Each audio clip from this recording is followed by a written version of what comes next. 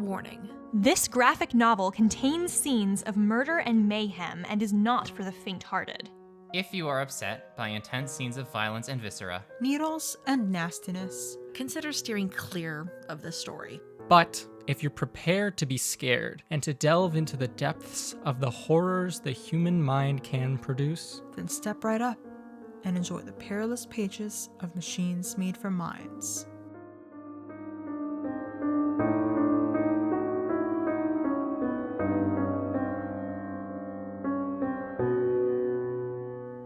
Chapter 5 exists beyond the pale.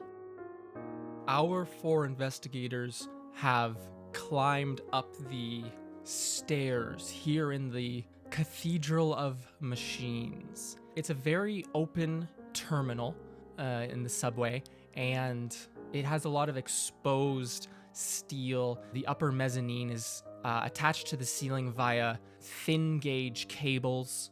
The southern wall of the station is entirely bedrock. You can see the alternating layers of deep reddish orange stone mixed with dark gray to black sedimentary rock. The old elf, Master Ames, has led you up to a small tented area here on the upper floor of the terminal. It's similar to, the kind of tents you would set up at an outdoor event with the steel posts and a piece of canvas laid over top of it, just to protect you from the sun. That's set up here. There are a couple of cots set up that Arthur is lying on one, maybe even, and he arrived here a little bit before you. He walked up here with Ron and Clarice before Master Ames, Dr. Preston, convinced all of you to leave the inspection cart and listen to his sales pitch, as Peggy, also known as Mary, put it. convinced. But Arthur is up here lying on one of these cots, his left leg suspended a little bit by a small pillow under it, so that the wounds don't have to touch the cot itself. Clarice, a very gentle complexioned blue Aasimar, is sitting on the cot itself next to you, and it has her hand resting on your stomach, Ew. Arthur. No. No? No? I don't like this. I really do not like this. Would you stop her from doing this? Probably. I'll just kind of Bite her. take the hand, put it on the cot, Oh, okay. and if she does it again, I'm gonna keep doing it. Okay. So in the background of this scene, then, imagine Clarice constantly, her hand creeping up and trying to almost rub your chest. No. But you just continually No. taking her hand and putting it on the cot. Yes, Darcy. I'm going I to hate this so much. look to Connie first, and I'm going to glance over, I'm gonna gesture my head over to where Arthur is, and then I'm gonna walk over to where he is. Okay.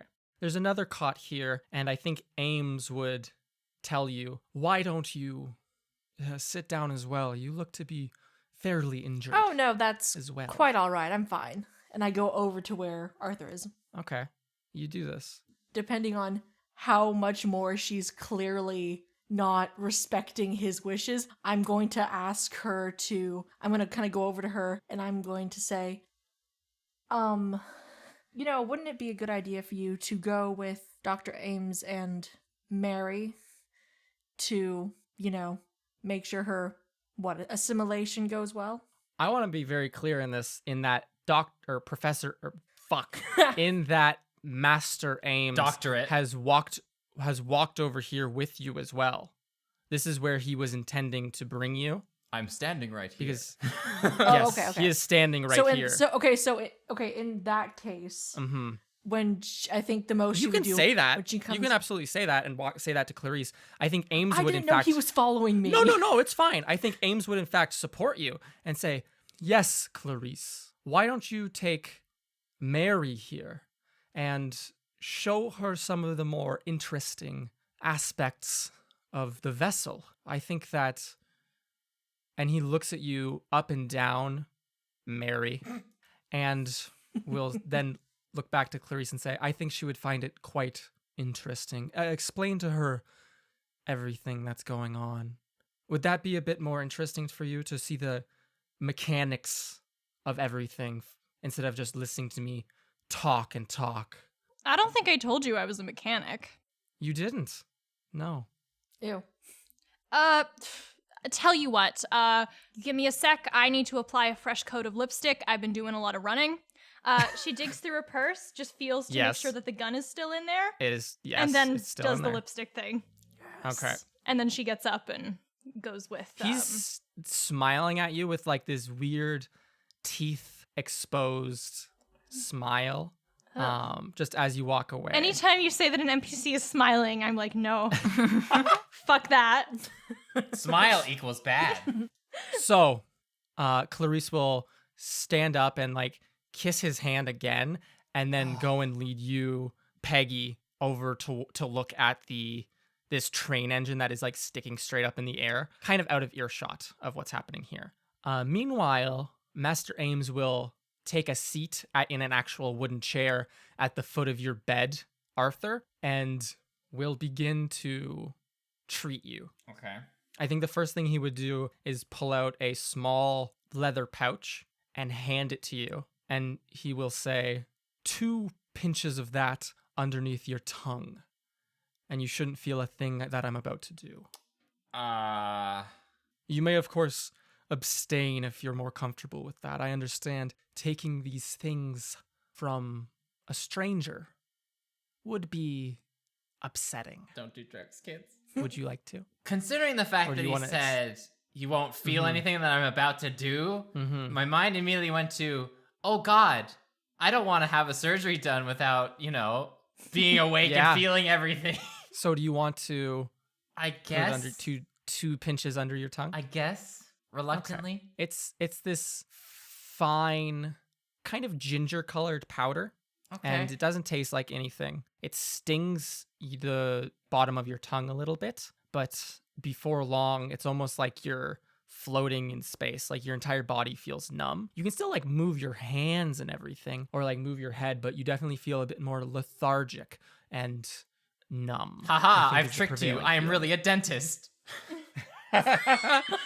Punches you. You should be flossing. And so Connie and Darcy, if you're standing here or sitting here, you can be however you would like to be in this scene. While Master Ames begins to remove and clean out the wounds caused by what was called the chrysalis, these needles stabbed into Arthur's leg. I guess as Arthur is the one being put on surgery, I guess she's watching the doctor, and she's like, if he does anything that looks suspicious, like in like taking the needle out, put something in kind of thing that like doesn't look like it should go in there, like she's going to try and stop it. I'm not a real doctor. Like literally, if you're looking for specifics, if he does anything besides take the needle out and then sew up the wound, she's going to like obviously start asking questions about. He's not. Yes, I think just watching it. This seems like very basic what he's doing. He's not doing anything out of the ordinary. Like nothing. Nothing suspect. No. Okay. Exactly. Like you're like, if he does anything other than what I'm expecting, something's up here, and he does all the things that you're expecting. Okay. Connie, did you have something to say? Excuse me, Dr. Preston? Yes. And he'll smile at you almost sadly, and he'll say, call me Master Ames, please. No. Ew. Or just Ames, if it's more comfortable. Oh, sorry, Ames. You see, I guess we kind of missed the mark with that one. I have read your paper about using plants for pain, and I'm very interested in learning about healing and medicine. So I was just wondering if you could explain to me what you are giving Arthur here and why you are giving it. Now I could explain that to you. Interested in healing, you say? And interested in my paper on pain, you say? Well, my interest is mostly on plants because they play a big role in this healing. And I also know from information given to me by Clarice here that you do use plants in order to do whatever it is Those that you are do. those are for rituals, young man, not for healing. I find that it's not helpful enough. I used to be a surgeon. I think with some respect, I did some middling research, as you know, surprisingly, in pain. Yes, but that was in my younger years. Have you seen people die in front of you? Fortunately, I was never put in a position where I had to watch someone die in front of me. And he'll point at you very relaxedly, lackadaisically, with his left hand, Darcy, and say, "And yourself? Have you ever caused someone's death?" I wouldn't say I've ever caused someone's death, in my line of work. Have you ever experienced someone you love dying? Now, that I have experienced, yes. In my former life, I watched many people die of preventable causes. Just accidents or just random bad luck. I started experimenting with plants, as the young man knows, to see if I could reduce pain, if I could help them pass without suffering or to prevent suffering. And it was a failure. So I turned away from science. And at this point, he begins to pull the second needle out of your leg, Arthur, slowly, as if to make like a point about it. Okay, thanks, dude. And I turn towards the more divine methods of healing. And in that research, and he'll look at you dead in the eyes, Darcy, right after he finishes pulling this needle out of Arthur's leg. And he'll say, I was able to contact a great and powerful being. Do you know what a great other is? Have you come across that in your line of work? I don't believe I've heard the name itself, no. No, I wouldn't doubt it. I communed with this being.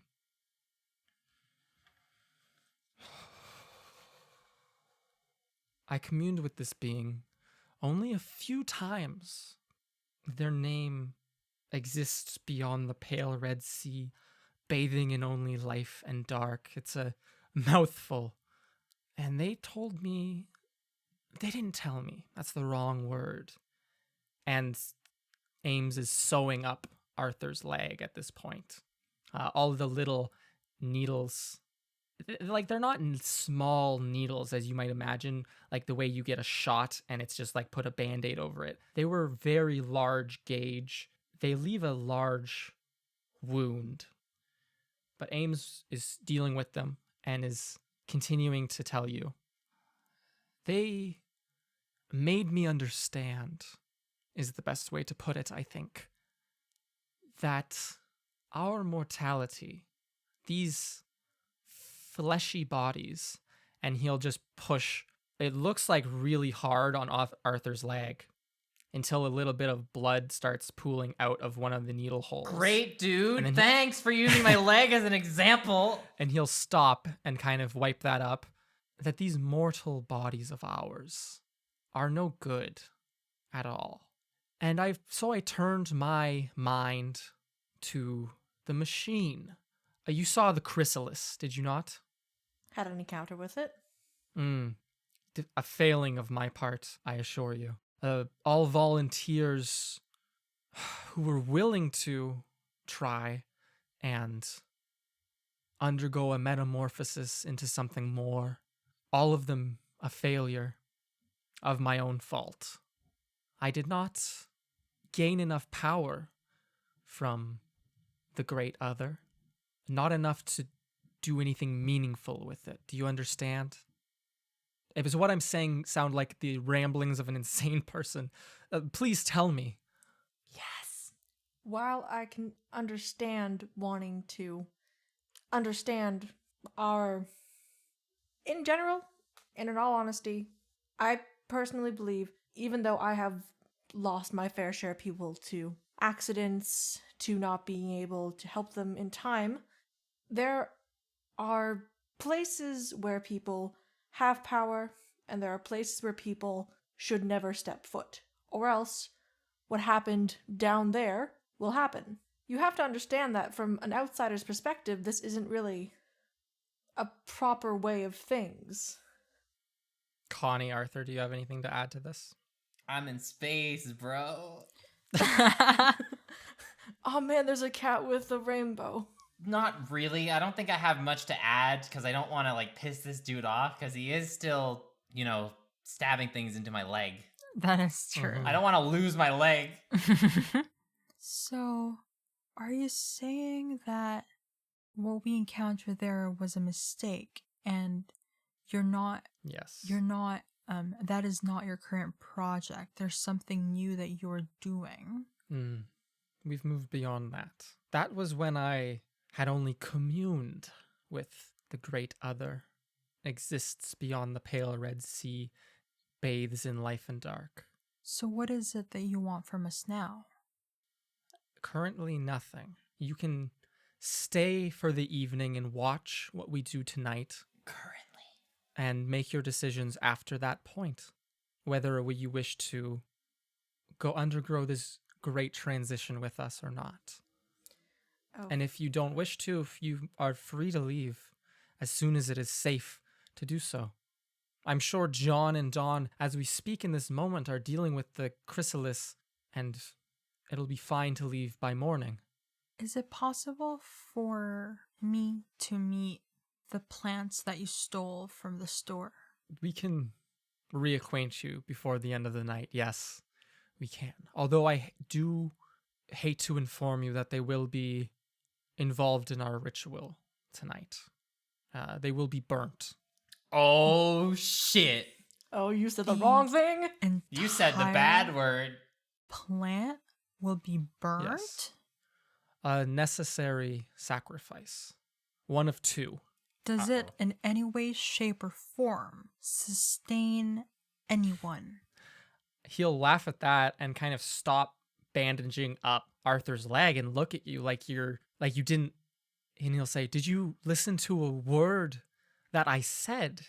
If we go through with this ritual, if we bring the great other here, as we plan to do, and trap it in the vessel, it will give us power to undergo a metamorphosis, to change from mortal beings to machines. That will save so many people." If you jump off this cliff, you'll jump into the mothership and we'll fly off into space. Commune with the aliens. I think that is more than enough lives for a few very kind plants. Wouldn't you say so? Darcy. Darcy would like to jump in.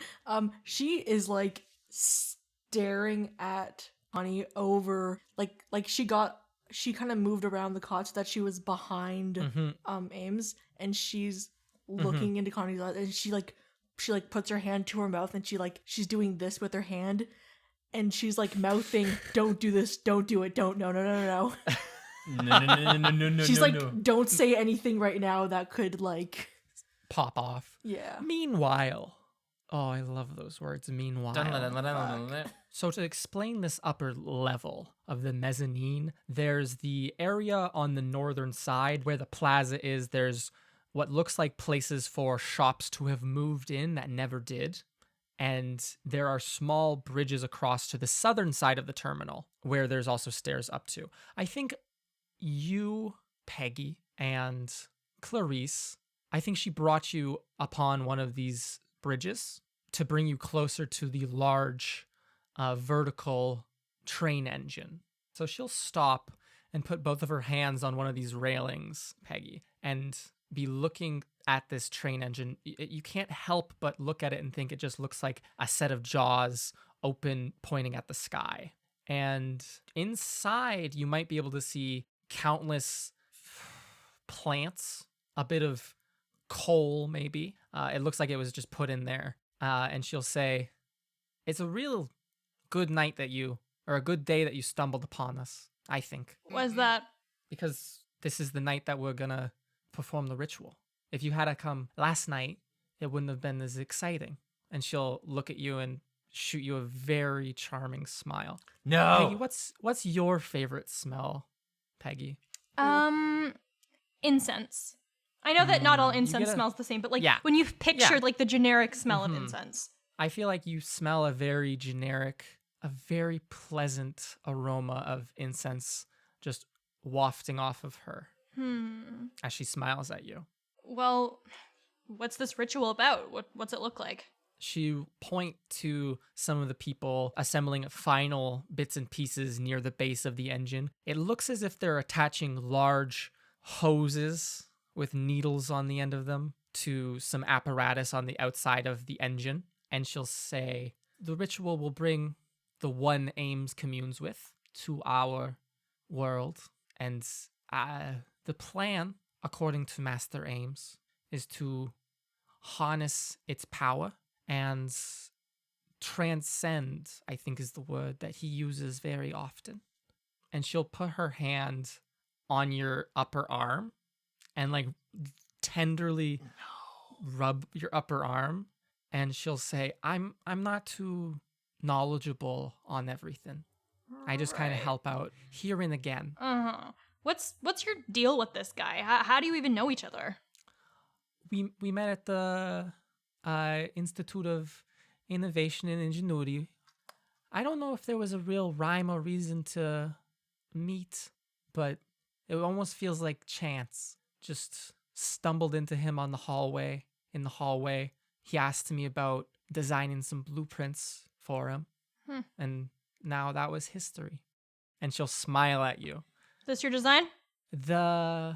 Some of them were. The original design for this one was mine, but it got changed around by, and she'll look for a second with her like finger in the air as if she's looking for someone, because there's like 20 some people down there all moving around. And then she'll point to one man who's fairly tall. He has a sturdy looking jaw, I think would be the way to describe it. And he's just a very hairy man. And she'll say, "Albert there redesigned the train engine. He was more familiar with it than I was. I'm on the more medical side of the whole designing things." Right. Okay. What about yourself? Master Ames said you were a mechanic. Is that true? Do you two know each other? I don't know him. I don't know where he got that idea. Does he usually know things without talking to people? He knows lots of things without talking to people. I think that the one that he communes with tells him a lot. Uh-huh. All right. I'm not going to pretend that's not weird as hell. Okay. I didn't tell him anything about that, but well, So, all What's that your real name? And she'll lean in very close to you. Excuse me? Mary's not your real name, is it? It's as real as any other name I use. And she'll smile very wide and will say, "I really think you're beautiful." Listen, I'm flattered, but I choose to be unattached. Do you kind of pull back at that? Yeah. Okay. You're rejecting me? She looks very defeated, I think, and will kind of turn back to the train engine and everything. And she'll say, do you know anything about that fifth person out there that was in the tunnels with you? Do you? No, not any more than you, I think. Saw someone running. But if they don't want to be involved, it sounds like they don't want to be involved. Didn't you say the only people who get involved in that coffin thing were folks who agreed to it? That's true. It is true. There was only a few of them that wanted to. They volunteered for it. It was all very voluntary. Right. Hey, listen. The kid and the detective back there, are they gonna be all right? They should be. As long as the other didn't try to cross over to this world while they were being, hooked up. they would be perfectly fine, but they wouldn't be alive now if that was happening. So just some cuts is all that's wrong. Yeah, okay. Not that, I mean, we're not friends, I just, wanted to be sure. And I think that Peggy is just going to be kind of like looking at the mechanisms around her and the plans and just kind of like studying them a little bit. Is there anything that specific you want to take away from this? Like, does it look new? What does it immediately look like it's for? Have I seen anything like this before? Make a we did mechanical repair last time, so roll that this time as well. Okay. 15. That is a heavy success. Heavy Hard success. success. I knew it started with an H. If it was one lower, it'd be an extreme success. It looks to be. Does it look to be new? When you ask that question, what do you mean by it? Like when was this assembled, and how old are the parts? Like, would the parts have been bought for this? Were they stolen and repurposed into something else? A lot of the parts look like they've been specifically made for this. They look very new. The train engine itself looks to be about 40-ish, 30, 40-ish years old. It's a very outdated model of train. Okay. They're kind of they're similar to the ones still used on like the railways that go through the countryside, but nothing like the ones that are used in the city anymore. Okay. The hoses for this is because you had a hard success. The hosing with the needles on it looks it's very similar to the ones you saw in the maintenance hallway. I think the difference would be that it is a slightly thinner wire and a much longer needle that look curved a slight amount. Okay. Yeah. Interesting. Was there anything else you wanted to try to get from Clarice? I guess I will just be like, okay, so after your ritual or whatever happens, what happens after? I mean, are we all gonna be okay? Are you gonna be okay? Well, ideally, I'll be if everything works out like it should. And she'll smile. No. This horrible smile. No. Peggy. And she'll say, I should be a machine or something like that. Right. But in my experience, it's generally good to prepare for the worst. What happens when you don't? Well, if I don't become a machine, sounds a lot better to me. And I think at this point, a small bell goes off inside of here. Like near to the entrance of the actual terminal, like a small, similar to like a fire bell, like the round bell that sits on the side of the wall. It goes off a couple of times, and Clarice will look excitedly towards the tunnel entering into the terminal and will say, "Ooh, looks like John's back." And you see the man who had yelled at you about if there was another person in the tunnels, walking back in, partially, or they have a bit of blood spatter on them, on their overalls, and they are dragging an unconscious man in a gray trench coat. And that's where we'll end this episode. Hope you all tune in tomorrow for the finale, and a good Halloween day. Happy Weenie Hollow, stay safe. Don't go into the subway.